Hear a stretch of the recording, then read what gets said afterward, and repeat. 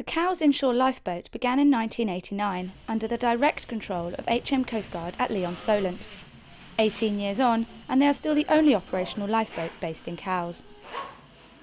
This independent lifeboat organisation relies on volunteers to train as crew. There are 25 to 30 crew members who are on call 365 days a year.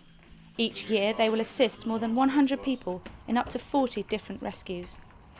The Cowes Inshore Lifeboat Rib, Spirit of Cowes, is 8.9 metres and powered by twin 225 horsepower Honda 4-stroke outboard motors.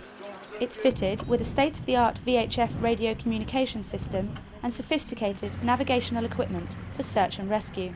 The 4 volunteer crew communicate on board via a radio intercom system, which is fitted into their helmets.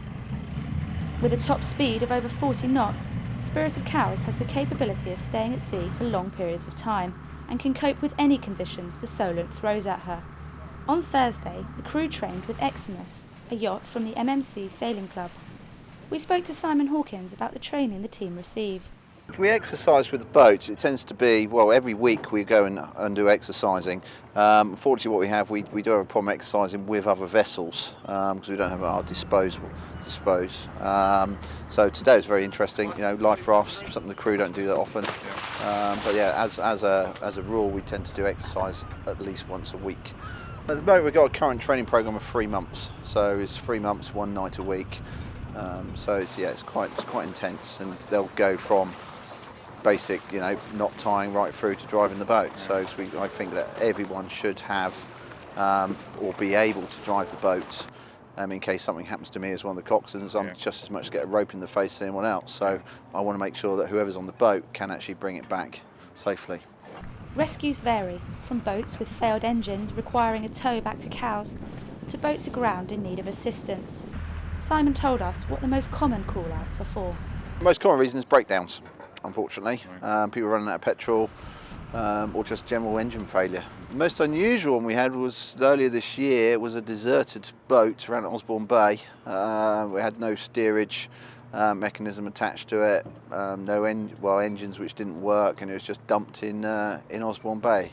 So Coast Guard, they didn't actually call us out, they just telephoned us on the landline and said, can we go and investigate? And it was just a derelict boat sat there, which we had to pull in, which was a bit bizarre.